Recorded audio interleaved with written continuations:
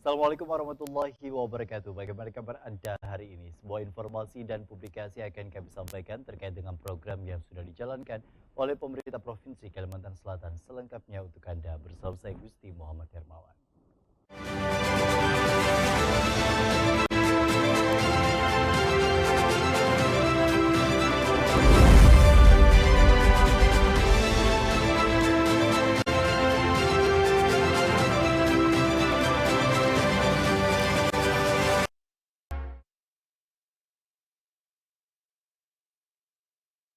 Kali ini kami akan menayangkan terkait dengan program Sound Earth dari podcastnya Dinas Lingkungan Hidup Provinsi Kalimantan Selatan terkait dengan dinamika pengelolaan bank sampah yang ada di perkotaan maupun di pedesaan. Menghadirkan dua narasumber, yakni Direktur Bank Sampah dari Kabupaten Banjar dan Kota Banjarmasin.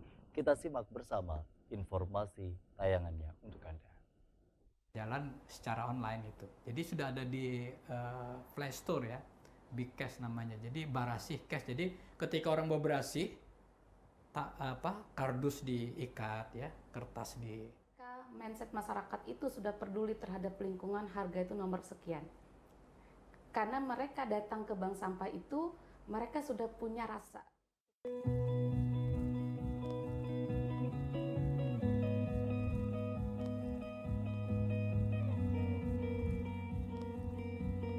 Assalamualaikum warahmatullahi wabarakatuh, salam lestari. Semoga pagi ini kita semua diberikan kesehatan dan kebahagiaan. Senang sekali kita hari ini berjumpa di acara Earth Sound Podcast Dinas Lingkungan Hidup Provinsi Kalimantan Selatan pada episode yang ke-8 dengan tema dinamika pengelolaan bank sampah di kawasan perkotaan dan pedesaan. Pastinya tidak kalah pentingnya juga saat ini yang bersama kami adalah orang-orang hebat dan luar biasa. Saya ditemani mereka. Di sini saya sapa dulu bersama Ibu Dewi. Apa kabar Ibu Dewi? Alhamdulillah baik. Ya, beliau adalah Direktur dari Bank Sampah Sekumpul Kabupaten Banjar. Dan yang kedua, narasumber kami adalah Bapak Dr. Andes Fatur Rahman. Apa kabar Bapak? Alhamdulillah, semangat. Iya, semangat terus ya Pak ya. Semangat juga untuk kita semua, teman-teman lingkungan, teman-teman semuanya dimanapun Anda berada. Beliau adalah Direktur Bank Sampah Induk Kota Banjarmasin. Bapak Ibu, hari ini tema kita ini sangat luar biasa sekali tentang persampahan Bapak Ibu ya. Kita memflashback ke belakang sebenarnya dari awal saya masa kecil sampai orang dewasa, saya memulai membuka mata sampai akhirnya saya kembali istirahat, itu Bapak tidak jauh, saya selalu bergelut dengan persampahan, dengan sampah. Saya tuh selalu, aduh ini saya penghasil salah satu produsen juga ya Ibu Bapak ya. Jadi kayaknya interaktif kita kali ini itu sangat menarik sekali ya. Di sini saya sangat senang sekali Bapak Ibu bisa menemani orang-orang hebat yang akan berbincang kepada kita bagaimana sih tentang pengelolaan persampahan di tempat kita. Oke, langsung saja kita mulai perbincangan ini. Untuk kedua narasumber, bisa diceritakan tidak kepada kami teman-teman semuanya, teman-teman lingkungan, bagaimana sih Pak perkembangan Bank Sampah Sekumpul dan Bank Sampah Induk Kota Banjarmasin itu baik bagi pengelola perorangan atau pelaku usahanya, dan bagaimana sih Pak inovasi-inovasi yang bisa dilakukan untuk menambah bank sampah kita? Mungkin yang pertama dulu saya minta kepada Ibu Dewi, dipersilahkan Ibu. Baik, terima kasih. Mohon izin. Assalamualaikum warahmatullahi wabarakatuh. Salam lestari, juga salam buat teman-teman lingkungan dimanapun berada. Terima kasih banyak, mungkin perbincangan kita yang luar biasa pada hari ini, bagaimana pengembangan bank sampah atau pengelolaan sampah baik di desa ataupun perkotaan.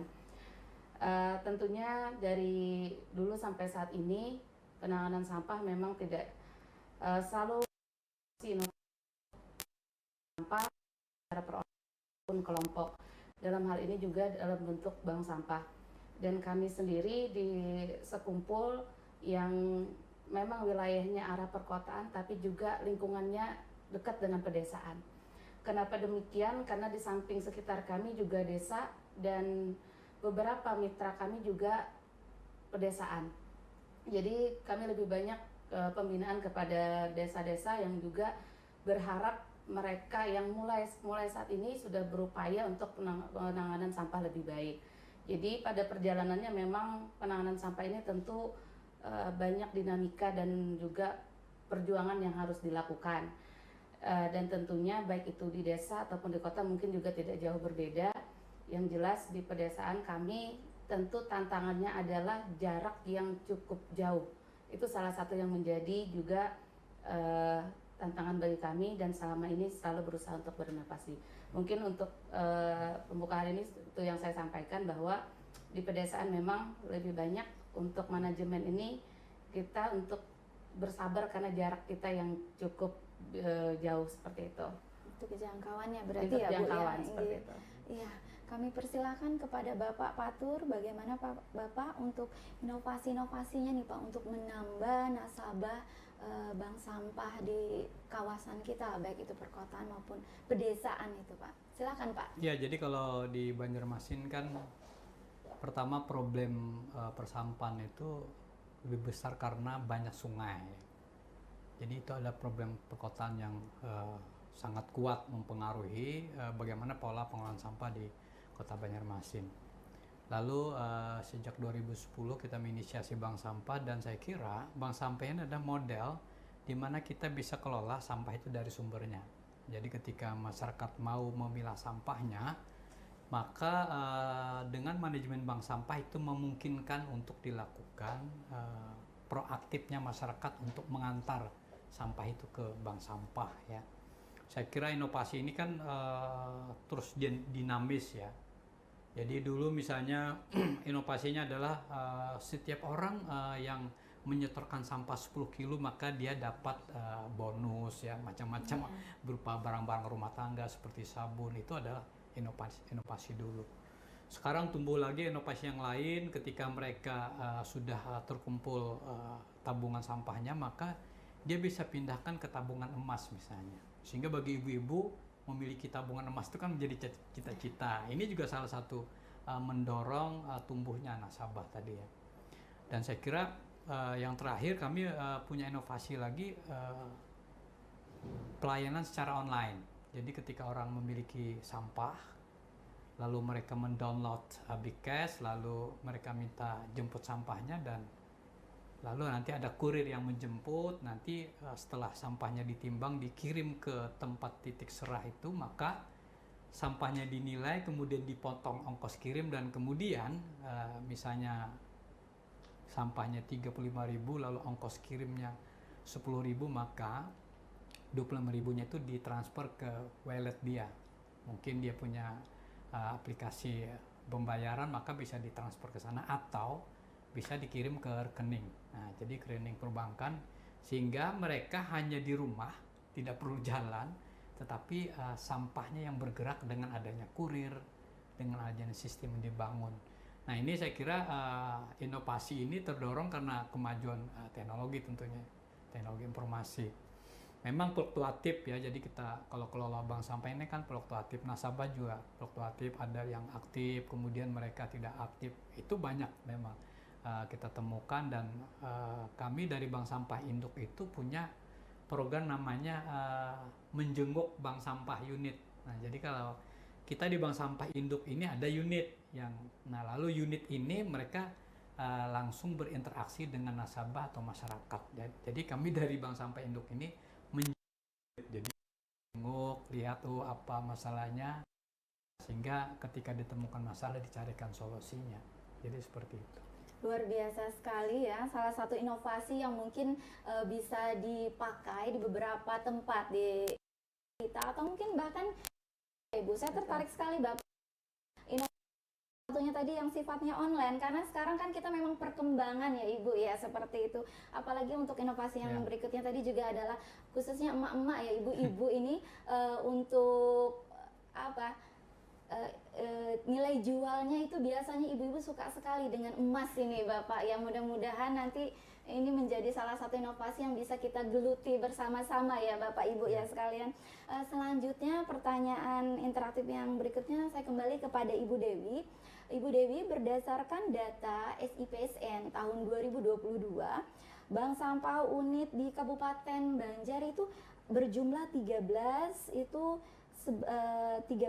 itu bagaimana sih Bu peran serta bank sampah sekumpul sebagai role model dalam membina bank sampah unit yang sudah ada, dan upaya apa membangun bank sampah baru ini supaya terwujud, karena mereka itu kadangkala jangkauannya tuh terlalu jauh Ibu dari TPS bank sampah-sampah yang ada itu kan dia terlalu terpelosok atau seperti apa, mungkin bisa Ibu jelaskan kepada kami itu seperti apa Ibu? Baik, terima kasih. Jadi dalam perjalanannya memang bank sampah mungkin di Kabupaten Banjar yang terdata mungkin tadi di 2022, waktu itu juga saya baru bergelut mungkin 2 tahun di bank sampah sekumpul ini, dan alhamdulillah dengan perkembangan seperti juga tadi teknologi segala macam, kita juga mempunyai inovasi yang saat ini juga ditiru oleh bank sampah lain, seperti kami dengan tukar dengan sembako, juga tadi menabung dengan emas, juga bayar dan makan minum dengan iuran sampahnya.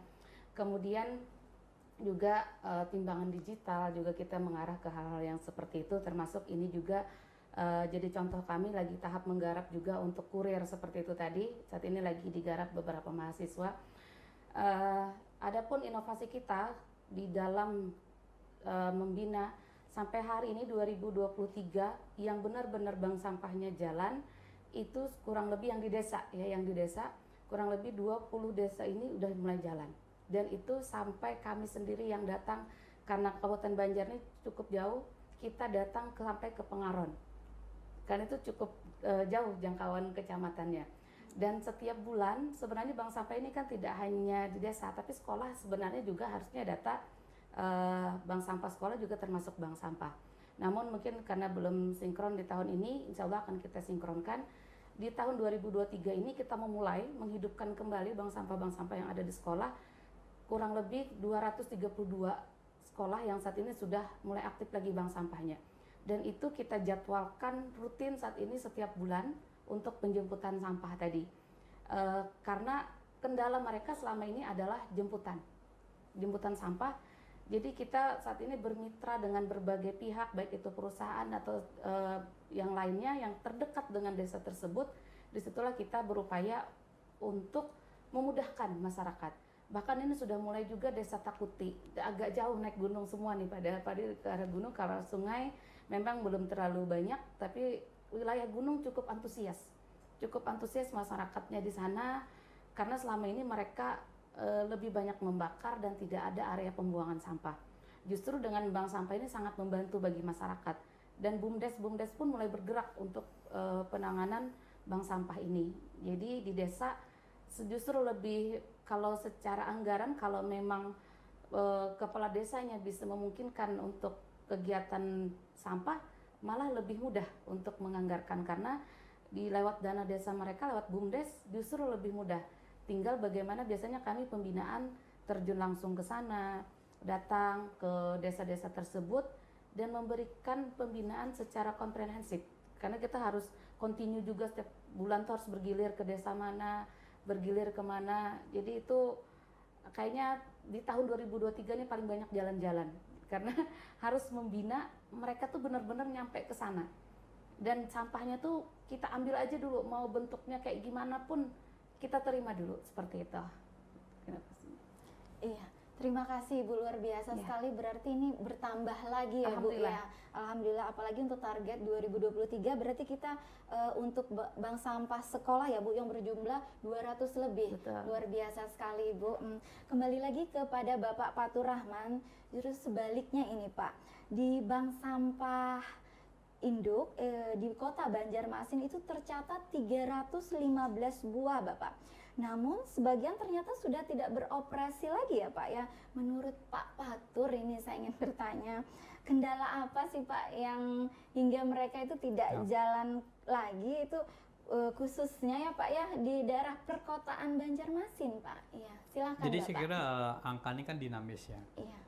Jadi mereka yang ingin mendirikan bank sampah selalu ada tumbuh. Ya, misalnya besok atau ada 2 bank sampah berdiri. Jadi setiap minggu itu selalu ada bank sampah baru berdiri.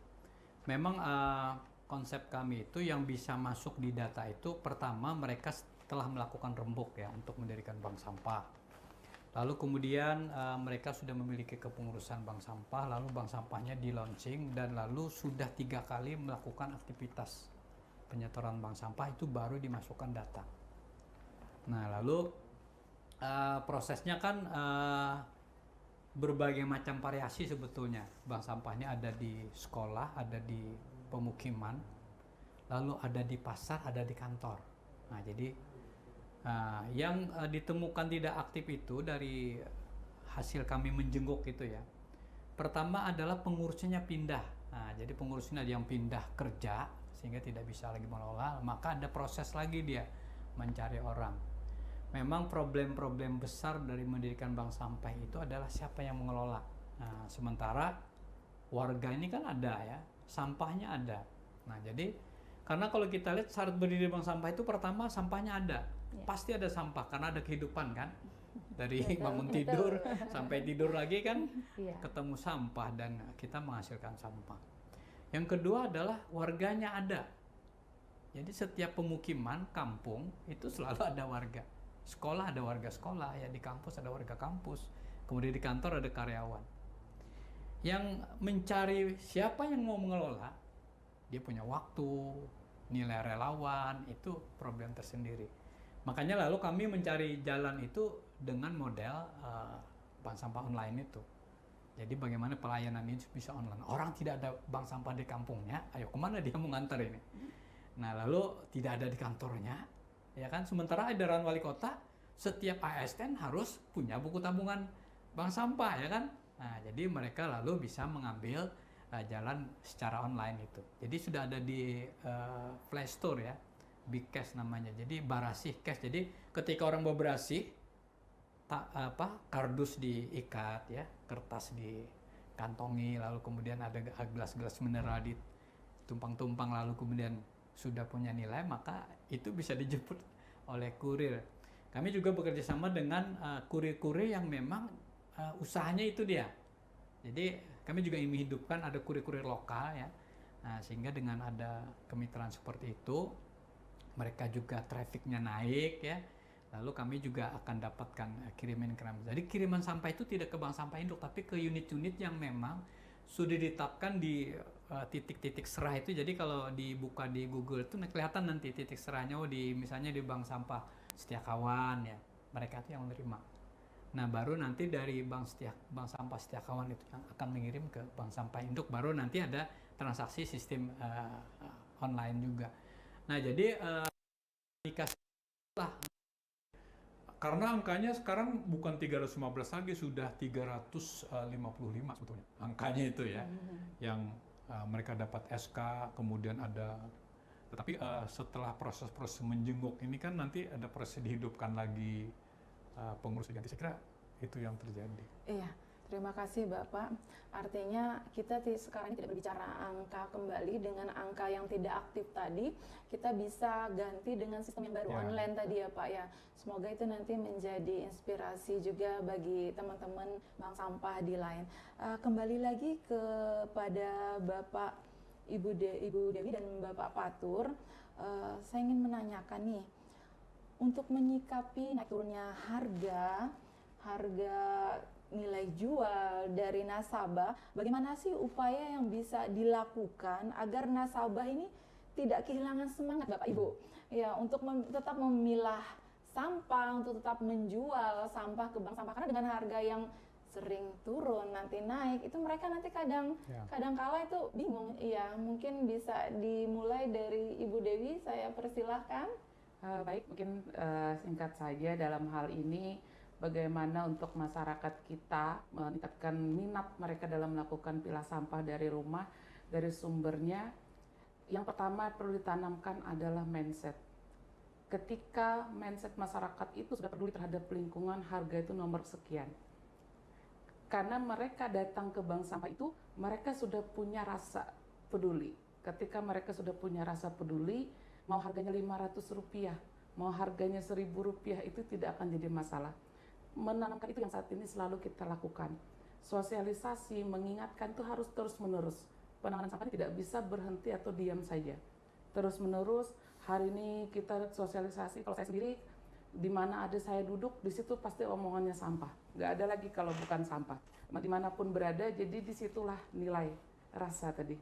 Kalau udah mindsetnya berubah, kepedulian sudah tertanam, nilai terkhusus kami di Kabupaten Banjar, nilai religiusnya sudah masuk di dalam hati. Jangan ditanyakan lagi mau berapapun harga sampah itu, mereka pasti mau memilah. Jadi itu yang saat ini kita lakukan. Luar biasa, mindset ya, kembali lagi kepada kesadaran ya. Betul. Ibu ya. Saya kembalikan kepada Bapak Patur, silakan. Jadi dulu memang kita mengiming-imingi warga agar memilah sampah itu karena dia akan dapat Hadiah. cuan ya, rupiah. Iya, Nah, luar biasa. dulu ya. Oke. Sekarang kita sudah merubah. Jadi yang pertama adalah ketika itu dulu. Jadi karena kita hiji ya. Kenapa dia berpahala? Karena dia tidak mengotori bumi. Nah, jadi tidak mengotori bumi dengan sampah, maka dia dapat pahala. Kan ketika disebut dapat pahala ada senyum kan. Nah, lalu yang kedua, dia dapat peduli lingkungan itu, lingkungannya jadi bersih. Jadi dia dapat itu sesuatu di mana kampungnya berubah menjadi bersih, menjadi nyaman itu. Jadi dia ada nilai-nilai peduli tadi seperti yang disebutkan Bu Dewi tadi. Baru yang ketiga berkahnya dia dapat cuan tadi, dapat uang, dapat tabungan, ya kan. Kalau dapat emas itu yang ketiga. Sehingga ketika turun naik harga ini tidak persoalan. Walaupun begitu, kami kan selalu berupaya untuk meningkatkan nilai tadi. Jadi misalnya gelas mineral itu bagaimana dia bisa meningkat nilainya? Dengan di crusher. Jadi kita cari dana-dana peduli untuk ada mesin crusher, sehingga ketika di crusher maka kita meningkatkan upah filah tadi. Jadi ketika masyarakat mau memilah gelas mineral, maka dia dapat upah filah, namanya jasa filah. Jadi bukan dia menjual. Nah, jadi kami sekarang mulai sedikit merubah ya. Dulu silakan pian jual, ya kan? Ibu-ibu, bapak jual gelas mineralnya ke bank sampah, bukan. Silakan Bapak Ibu kirimkan sampahnya, maka Bapak Ibu dapat jasa pilahnya, jaspil. Jadi dengan itu dia kelasnya naik. Jadi bukan orang-orang yang mengais-ngais sampah dan kemudian menjualnya, bukan. Tapi karena dia ingin dapat pahala, karena ingin dia berbuat untuk lingkungan, lalu dia dapat jasa pilahnya tadi.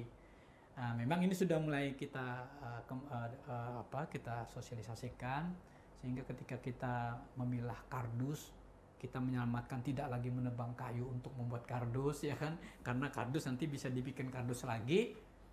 Satu, dapat pahala. Kedua, menjadi orang peduli lingkungan. Yang ketiga, dia dapat jasa pilah kardus itu, ya kan? Bisa 1.400, bisa 2.500, bisa 3.000, tergantung juga harga yang berkembang kan. Tetapi masyarakat sudah paham sebetulnya bahwa ada fluktuasi seperti itu. Luar biasa sekali, artinya Pak ya, nilai angka atau uang itu tidak bisa ya Bu ya kita jual di sini, tapi adalah bagaimana mindset pemikiran masyarakat itu sendiri tentang pengelolaan sampah untuk bumi kita. Luar biasa sekali. Seru sekali perbincangan kita hari ini Bapak Ibu, tentang sampah ini nggak ada habis-habisnya Bapak ya, karena dimanapun kata Ibu Dewi tadi pasti berbicara sampah. Namun sudah saatnya kita di penghujung acara. Sebelum mengakhiri, saya mohonkan kepada narasumber yang luar biasa, yang hebat ini, pesan apa sih yang ingin disampaikan, himbauan atau saran atau seperti apa Pak terkait pengelolaan persampahan di tempat kita itu kepada sahabat-sahabat lingkungan ini Pak. Ya, pertama saya persilahkan mungkin kepada Ibu Dewi.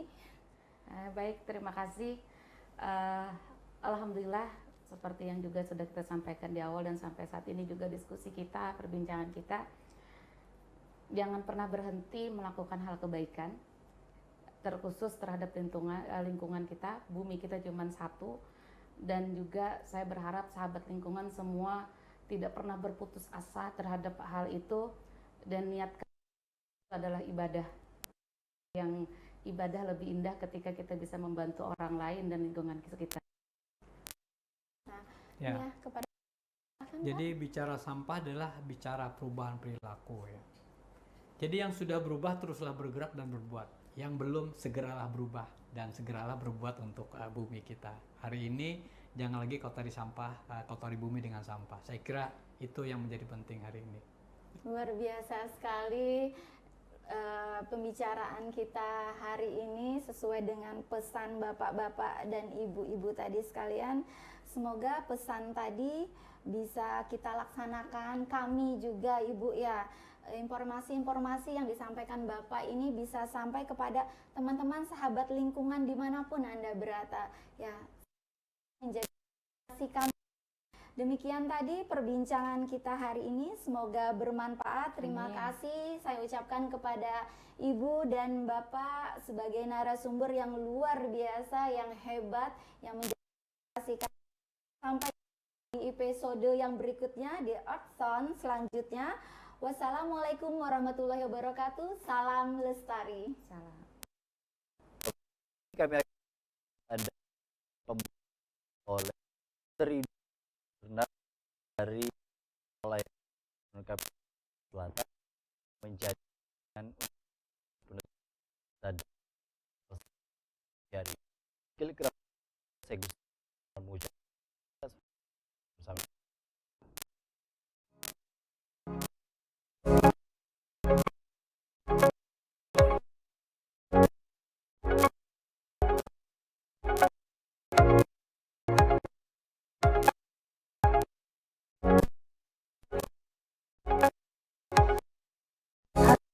Sana kenal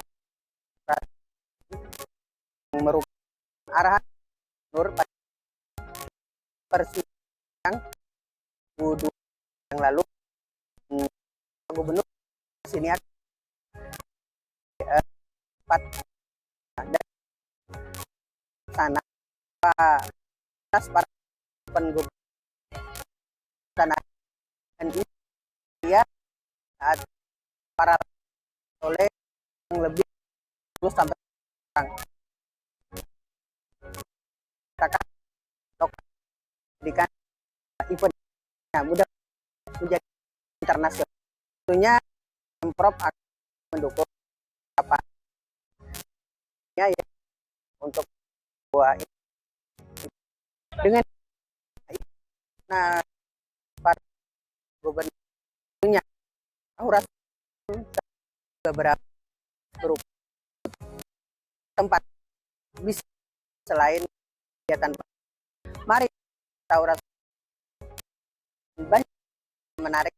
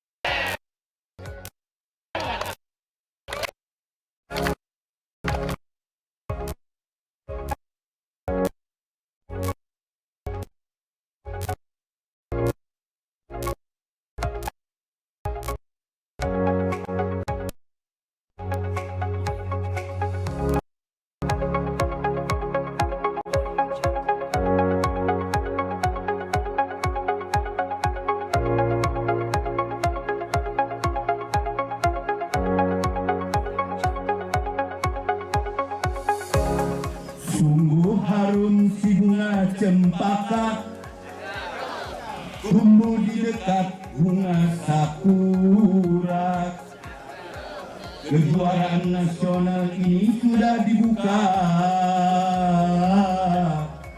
Junjung sportivitas dan jadilah juara. Dengan mengucapkan Bismillahirrahmanirrahim. Kejuaraan nasional dan Polres Akademi Negeri 2 dan para yang maupun guru Kalimantan Selatan tahun 2023 saya nyatakan resmi dibuka. Demikian, sallallahu alaihi Muhammad sallallahu alaihi wasallam, wabillahi taufiq wal hidayah. Wassalamualaikum warahmatullahi wabarakatuh. 3, 2, 1.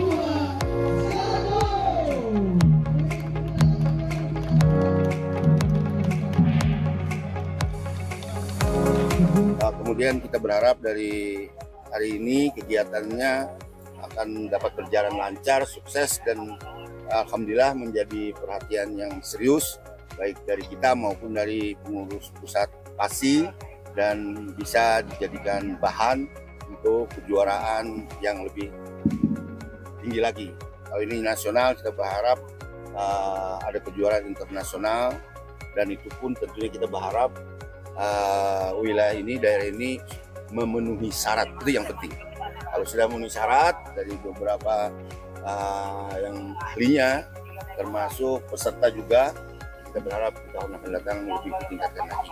Dan kita juga berharap tentunya bahwa dengan olahraga begini akan saling bisa bersilaturahim sambil meningkatkan rasa persaudaraan dan kekeluargaan sesama anak bangsa.